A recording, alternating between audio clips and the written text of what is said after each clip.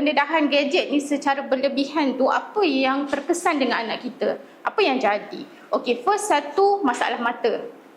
Okey, masalah mata bila dia terlalu tengok handphone dalam keadaan yang lama, okey, mata dia akan kering, mata dia akan rosak. Okey, kita pun berpengalaman ada anak-anak murid kita yang terpaksa pakai cermin mata seawal umur 5 tahun.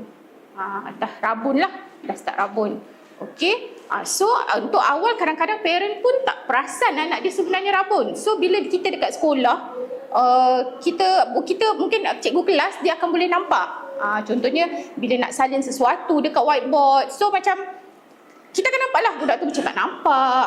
Ataupun bila kita suruh tulis wahal dekat buku pun, tulisan tak boleh nak sama dengan yang kita suruh. So dari segi-segi macam tu lah. Dan terutamanya kalau untuk membaca perlu tengok kan.